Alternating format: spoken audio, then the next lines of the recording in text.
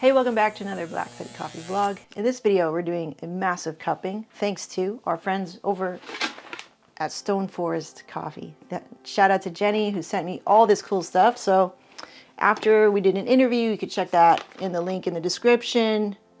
She sent over some really nice things for me to try. We've got an Ethiopia natural processed guji. We've got her first decaf from Brazil. That's exciting. So we'll be tasting this, and then cupping it against my 99, which is my decaf from Colombia. And then just to have some stuff on the table, I need to do some quality control, so work. Otherwise, we have Pioneer on the table.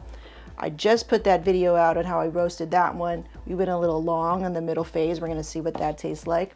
And then finally, we have Rasuna on the table, just a solid light roasted Rasuna, just to put on the table. Before we get started, we have to get ready. So I think we're gonna roll with this awesome dad cap that Stone Forest hooked me up with, plus some other stuff too, just to shout out the incredible quality of what Jenny's putting out here. So this Stone Forest orange cap, this is dope. I think I want to hunt with this for sure.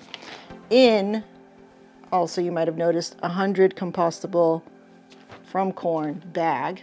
So we can tell that Jenny's very, environmentally conscious. And then not only one pin, but 3 pins in one. So that's awesome. We're gonna put that on our apron later on today. And then these really well done artistic playing cards. Look at this.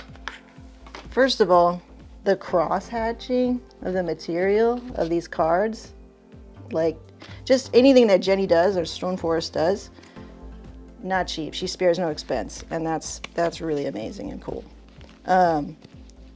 Very nice. Play some poker with this. Collect some money.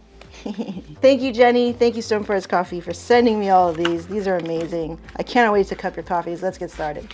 We're gonna measure out all of our coffees. We're gonna grind them. We're gonna cup them. We're gonna have some fun. I mean, look at this though. This is expensive, okay? First and foremost, and really beautiful. The designer and the branding that they have over there at Stone Forest is just on point with everything. On point with everything. We talked about this in our interview about it being, my designer talked about an ecosystem. We didn't get to that point, obviously, but they're rocking it over here. Okay, cool. This is perfect too, because I just ran out of coffee here at home. Let me break it down for you. The origin is Brazil. Region is the Cerrado Sul do Minas. Process is natural. It's mountain water process, okay? I've tried one mountain water from Honduras. Tasting notes are nuts, baking spice, cocoa. Let's see if we pick those up today. Brand new. Nice. Smells great. All right, so we're doing 12. We also have a question from Justin, which we will answer today. I think it's a really interesting topic, talking about light roast and what was really defining a light roast as a roaster and then in the cup. Really good questions. We'll burn some, right?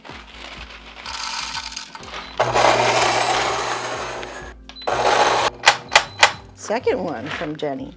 Okay, origin is Ethiopia, region is Guji, process is natural, roast levels light, tasting notes, stone fruit, honey, floral. Okay, typical of what you'll hear from Ethiopia. We're going fruit forward, we're going light bodied. This natural process, we may want to see like maybe the difference between a natural and a washed from Ethiopia, like a cleaner cup versus a sweeter, more heavier in the body and mouthfeel cup, okay? Those are the things you can kind of look for when you're trying to expand your palate and going, well, what's the difference, You want to be as spot on as you can, and that kind of depends on the accuracy of your scale, and they can get pretty pricey, so just do your best. That goes here. Can you see that? Nice, you can. Good. Ooh, that looks great.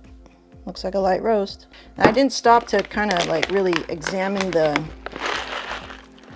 light here. Yeah, looks like a light color. Just only slightly swelled. Jenny let me know. She's like, I think I'm in the City Plus territory, and I think you're spot on, Jenny. I think you're right there. Just because the characteristics, without even tasting this coffee, the beans are just a little bit swelled. So the physical characteristics we can kind of see. Yeah, maybe City Plus. Not a bad thing, you know, just like in observations. Okay, so we have our 99, our decaf. Let's get that on board. City Plus, basically a medium on my 99. It doesn't taste very good, I think, in the light realm. You really have to be a lover of acidity. But most people who do drink decaf are typically putting cream and sugar in their coffee or whatever it is in their coffee. So I just go with a straight up medium roast profile. So what did Jenny do? It doesn't say. Okay, well, we'll taste it and we'll find out. But it does look fairly similar to mine. You can see here. So maybe it is a medium as well. I wonder if you went with that. And most decafs that you're gonna find out there, they generally will do better as a medium just because of the decaffeination process. It's taking away a lot of stuff from the coffee. You're not going to find a lot of, decafs that had a lot of nuance. I think this one does. It's a little older right now. We're sitting on really old stock, I think. This is like a 2020 harvest, or that's at least when I think I bought it. I forget nowadays. It's older though. So we're gonna most likely taste this in the cup, or I am. Okay, next, what do we have here? Pioneer, cool. Let's get Pioneer on board. I say Pioneer so much I'll forget like where it's actually from. Really great coffees coming out of Costa Rica. I thought Costa Rica Terrazoo was like my favorite when I started to really get into specialty coffee, and I wasn't really into acidic coffees yet. Now I'm super into it. Now your burn coffee, you see all this coffee that I burned? So it's just to prime the grinder before you're gonna switch up between all these. Otherwise it tastes all the same, right? So my burn amount is just literally, I don't know, a couple of beans. It's not a full 12 grams. Now you could do that to really just like make sure. And I think if you're working with like a lower quality grinder, you could probably, you probably want to do that. You probably want to run a full like 12 grams primed or burned, and then put your, your actual sample in there. But for me, and I find that the quality of this grinder, the Fellow Ode, you can get away with just a couple of beans in there, a little shake. What is it, like a tablespoon? If that's a measurement. And then what I do with this is you can drink it, but it's gonna taste weird. I think it tastes very muddy. There's no clarity of flavors, especially. Sometimes you get lucky and say they're all like, African coffees or something. They're all gonna taste kind of African. But here we've got decaf, we've got this, we've got that, we've got light, we've got medium. And it might taste a little weird. So honestly, for me, I just toss it. But you could definitely like throw it in for a cold brew and be cool with that. And I remember my time at Klatch, I was shocked because we were measuring samples and stuff, and they're like, okay, don't forget to burn. And I only had literally two little beans left, because some of the farms that send you samples, they don't give you that much, right? Because maybe they just, whatever. So they didn't give you that much, so your sample is really, really small. And so I would ask, Jesse, the guy, the front man there, I was like, I only have two. He's like, yeah, that's enough. It was like not a big deal. So and they had a really high quality grinder, obviously, but you could still get away with things like that. I just thought it was interesting.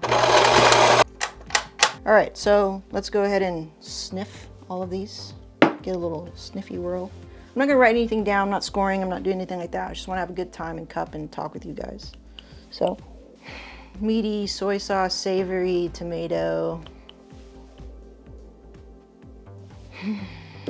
That acidic tomato, savory tomato. Wow. Whoa. Blueberry berry jam. Really, really like concentrated sweet jam. Blueberry, like that. That was really nice. Nice little bouquet there. Ooh, this is smelling pretty flat now. This is my 99. This is my decaf. Like I said, it's older. I'm smelling that oldness, that bagginess, that sort of like cardboardy on the nose. And there's something else familiar here that is not particularly pleasant. I can't put my finger on it right now. And you'll want to smell these kind of like as quickly as you can, because once you grind the coffee, all of those aromatics start to dissipate, you know, as time goes on. So, ooh, pioneer, really nice. Blueberries, fruits, apricot. There's a sort of sweetness there still, like a caramel. Really nice. This is more fruit, more possibly acidity than Pioneer, as if I'm comparing the two. Rasuna. There's a meaty, savory thing to this. Did I roast this medium? I think this is a medium Rasuna, actually. And the color looks pretty medium too. So if you see a light versus a medium, I don't think you can tell on camera. Let's get some water on these guys and get this going. Wow, we have a lot. I don't think we'll have enough water. I didn't fill them to the tippy top, so I just kind of try to fill them right below the lip, all the same. And that's just, you know, that's really just what you're trying to do, is make sure you're consistent with what you're doing. Okay, so we got 4 minutes on here. We're gonna wait to brew these. All right, cool. So let's bring up you guys' questions. We're gonna talk about, okay, Justin. I think I've been mistakenly associating fruit notes with light roast levels, okay? I tasted both Mr. Pablo and the Pride espresso blend, and both are fruity, but looking at the bean, neither look light due to the coloring or absence of chaff on the inside of the bean. Is light versus medium more characterized by acidity versus balance, aka chocolate? Not even getting into dark territory here. Okay, yeah. So you get it, Justin, that taste is a spectrum, taste is subjective, and coffee itself is not a perfect science, and indeed a meld of the two, of science and art. Okay, cool, so we're on the same page. So in particular, so you tried Mr. Pablo and Pride. Okay, so Pride, the blend being a medium roast level of all three of my coffees here that I had. So I had Mr. Pablo, I had 1,000 Hands, I had Rasuna. That's a blend for Pride. All at semi, like some of them are medium, I forget right now. Some of them are medium levels, like the Rasuna was a medium. And I think the 1,000 Hands and the Mr. Pablo were indeed light roast, but all blended together, making Pride. Mr. Pablo, single origin. When we're looking at roasts and taste, in the cup, we have two sides of the spectrum, or we have acidity and then we have sweetness. Those are the two sides of the spectrum for tasting coffee in general, okay? So the lighter will be more acidic. The darker will be more technically sweet. Now, that's a general sort of rule. Let's break the crust on these, give them a little sniff, and clear the grounds. It's always grape nuts to me, except for this Gucci. That was really nice. Now we're at 2 minutes 58, 3 minutes. We're gonna wait till about at least 6 minutes in after breaking the crust to taste it. Otherwise, too hot, okay? So we have acidity and then we have sweetness, okay? So generally, we can still get fruit notes anywhere on that scale. Now, what kind of fruit? Right, fruit's a very general category of tasting notes. So when we're tasting, we really want to try to taste through just that first kind of like level of taste. So fruit, okay, what kind of fruit? Sometimes it's still too hard to communicate that. As you're tasting, you're trying to put words to what you're tasting. It's difficult. It's not an easy task. So what you can do is maybe think about colors, or maybe even how certain fruits can be processed. So like when I taste a sort of syrupy sweet fruit, like a sweet, maybe it's a strawberry jam or it's a blueberry jam, something like that. That's what I typically will taste sometimes. And that's the flavors that I actually chase, because I look for something like that where it's like, I want sweet and I want acidic. Now, acidic in the cup is almost like the feeling that you get on the sides of your tongue. That's acidity. And then sweetness is sort of that, you know, kind of like candy. You think of candy or syrupy or something like that. So it's sort of like mental cues for you when you're thinking of how to classify what you're actually tasting. These are all things that were kind of explained to me to help me go through what you're going through, which is like, how do I classify what I'm tasting, right? Or how do I put this thing that I'm tasting or learning into a box so I can catalog that away in my brain and I can keep learning and building on that, versus like, where do I even put this piece of information, right? That's basically where you're at, which I get. I still am there sometimes. So you said tasted both, neither look light. So the category of like, you're telling me it's light, I taste fruit, okay. But they don't look like a light roast. Okay, cool. So the physical characteristics of light, you talked about chaff. So that showing of chaff, you really are typically only going to see that in a washed processed coffee. For example, if you were to order 1,000 hands, which is Ethiopia, it's a washed coffee, and you order it, I'll roast it light for you most likely, right? I think you can choose to make it medium, but light is the way to go. You get the nice blueberries in there, but you will see that chaff. You will see those kind of black little crevices on the surface of the bean. I'll throw up a picture to show you. And that's a wash process coffee, a light one generally. And the only way that you can really standardly agree with the rest of the world typically is like the SEA color of the light roasted coffee. For example, you throw it in this microwave looking thing. It's a spectrometer. It's gonna analyze the color. You got a lot of it like that, playful like this. Look at the color, and that could tell you based on their scale and their measurement, like, oh, this is true light roast. And then you would still have to check the box for the amount of acidity that you taste there, and then all the other boxes that you check when you're roasting the coffee. How long did you finish it? All right, we're at 7 minutes. We need to try these. So much talking. Okay, here. Brazil, right? What is this? It's a decaf. Okay. Don't forget, put that in there. This one's good.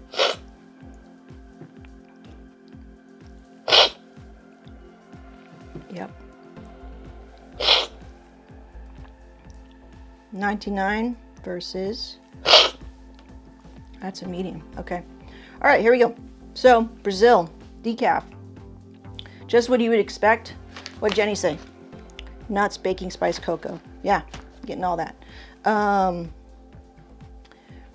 If we talk about acidity and sweetness in terms of a light roast, this is definitely going to be a medium roasted coffee. The color is a tad bit darker than my light roast, like this Pioneer. This is definitely a medium, this Rasuna, and this Guji, which is a light roast here too. That dark cocoa is coming through, and definitely like a clove. It's Christmassy, if I were to put it in words. Okay, this Guji.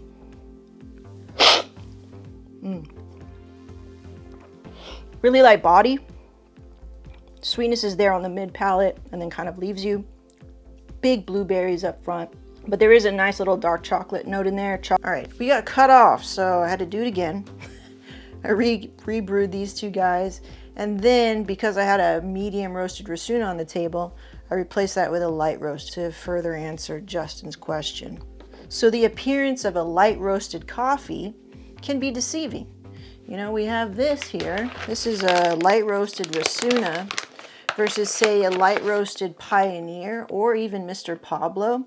So Rasuna is a wash processed coffee. You're gonna see that chaff in between of the bean, and you're gonna see these kind of black crevasses in the bean itself. It's gonna almost maybe even look like the face of the bean look concave instead of being swelled. That's a light roasted coffee. But conversely, if we look at a light roasted, you know, Pioneer, which is a natural process coffee. Maybe the colors are the same, but certainly how they look are quite a bit different. And that's just the nature of the bean. I think it was these guys. I'm gonna get these mixed up. And so it's hard to tell on camera, but if you had them both in front of you, they still are, I think, in the same color spectrum. And the only way you can really tell that is with that Agtron or that spectrometer sort of tool. And that's with grinding them too and seeing their internal color as well. So what you see here is just the external color of the bean. When you grind it, that's a better and a far more accurate tell of, say, what a light roast is based upon color alone. Okay, so you can get in the weeds of it all, but really, you know, the light roast, yeah, those are really interesting observations, and you're right. You know, you're right for a little flag to go off and go, hey, why don't these have the little chaff and stuff? Right? And that's just because of the process of the coffee. We're natural process. And also too, I could be just speaking, you know, kind of loosely, oh, this is natural, this is washed. Let's clarify now that a wash process coffee, what they do is when the coffee seeds are in the cherry, they're harvesting them, right? So for example, and they're ready to depulp or take off the cherry part from the actual seeds of the coffee. They'll do that with water. And there's a couple ways you can do that of eliminating that cherry part. So with a natural process coffee, they're not going to use water actually. What they're going to do is let that cherry ferment, like just out in the open, ferment and get really like wrinkly and really dark. And eventually they'll run it through a depulper where they can separate the cherry from the seed of the coffee, right? And what that does is it leaves a sort of very like maybe sweet or just a different process to the coffee of removing that cherry from the seed of the coffee. We'll break. Stone Forest coffee, the Guji is fantastic. African coffees are grown at a higher elevation. There's something in the terroir over there, something in the ground that just makes them that way. But elevation has to do with that, you know, just like wine. When wine has to struggle to grow, it develops character, just like in real life. So you get more flavor. Okay, so we'll let these guys go for another 6-7 minutes, okay? So I was talking about, you know, the natural process versus wash process. So with wash process, you're gonna get a cleaner cup in the end, meaning it's going to be a lot more clear in its flavors, and it's not going to be so maybe muddled down with, these are all kind of very subjective words, but a sweetness, a stickiness to it in the mouth feel. Okay, these are all like body mouth feel descriptors, and I may not all be saying it like exactly politically correct to industry standards, but this is just my experience and how I interpret, you know, what I'm tasting, and then trying to convey that to you on camera in the most honest way that I can, and trying with a full-hearted intent to do and explain it in a way that makes sense to me. So with the wash process, they're washing away, they're depulping and also washing away that cherry from the seed. And so yeah, just two different processes that's going to result in how the green coffee looks in the end. So you'll notice sometimes, right, like natural process coffee, you see more of a, not so much green, almost tan, right? Yeah, it's pretty clear, right? So this one right here, the one that's greener versus this one's more yellow, more brown, guess which one is the washed one? Okay, for that cleaner cup, it's a process that uses water to wash away the cherry of the coffee seed, okay, when we're processing these, versus the natural one. Which one do you think that one is? Okay, that one is where the cherry is fermenting, drying out on that coffee seed, and then finally when it's dried out to a certain level, right, they'll check something, humidity or something like that, or a certain amount of days or whatever, how it looks, something like that, right? Whatever the farmer says it's ready to be depulped, right? To depulp, to take out the cherry, then they'll do that. So these are the two processes And in the roaster, as they're roasting, you'll see this one, the natural one, creating a lot more chaff, you know, in the sight glass, and just as a byproduct of roasting, you'll see a lot more chaff because of that process. Whereas on the wash side of things, you won't see that. And yeah, again, just observations. We're just trying to observe, catalog, learn, share, and then hopefully, you know, delineate some maybe consistent results and data so that we can create all in the end to do, you know, quality control, keep doing the same thing over and over and over again to duplicate our results, right? Because if we're trying to, you know, the only reason why we would be trying to do this is to go into business, right? We want to create a consistent, reliable product so that people can consistently rely on us to buy the same thing if they like it, right? That's the whole reason why people are doing this, why they put money into this thing. Otherwise, for us as home roasters, I'm a home roaster, and I really just purely enjoy all the observations and then share them with you, and then you can do whatever you want with these observations that you learn. Cool? So let's put these guys back. Did we talk enough? Let's taste these guys. All right, here's that Brazil decaf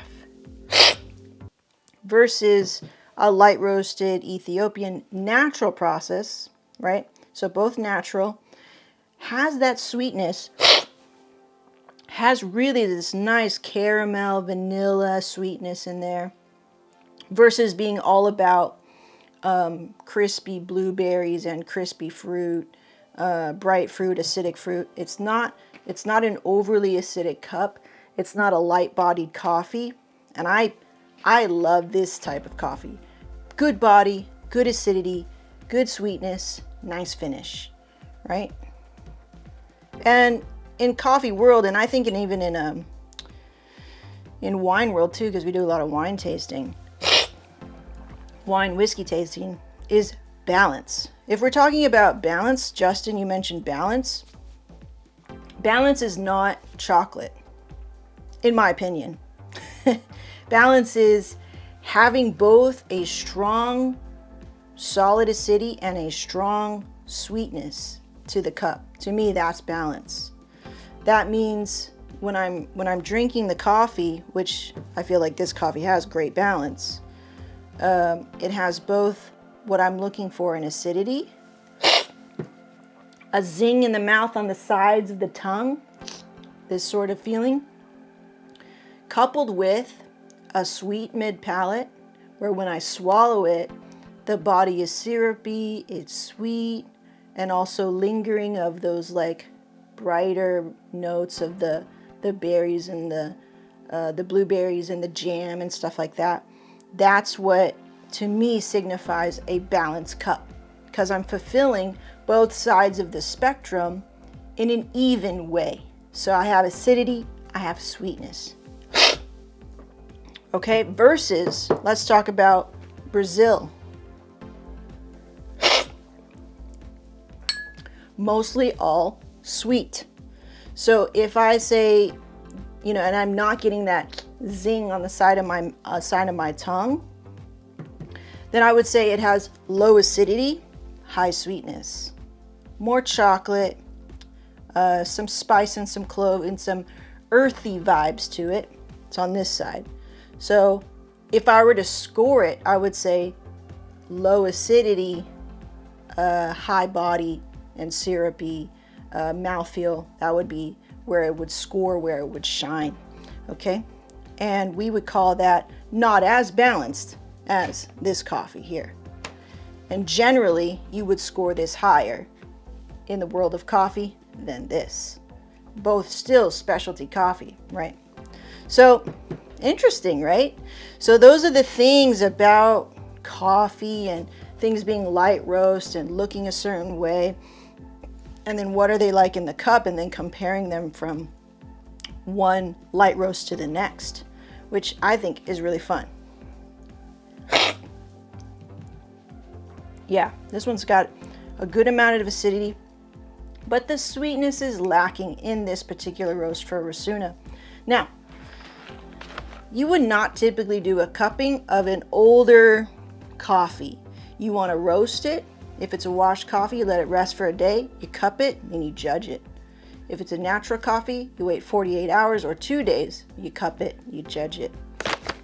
And you want to cup naturals against other naturals, and you want to cup washed coffees against other washed coffees. In general, you want to level the playing field, right? We're not going to throw a geisha on here and say, let's compare it to the geisha. Not a fair fight, okay? In general. All right, so there we go. There's cupping again. Always fun to do some cupping. Thank you so much to Stone Forest Coffee. Check them out. Links in the description for sending me these, hooking me up. I look fly with this. Like, I love this cap. I love it. Thank you so much. It was really fun to cup it against the coffees that we have here in stock and then comparing them, right? Cupping an older coffee versus cupping fresher coffees. Like, when were these roasted? 4/11/22. So pretty recent, right? Still showing really nice flavor. When was this roasted? I don't even know. I don't know. March. So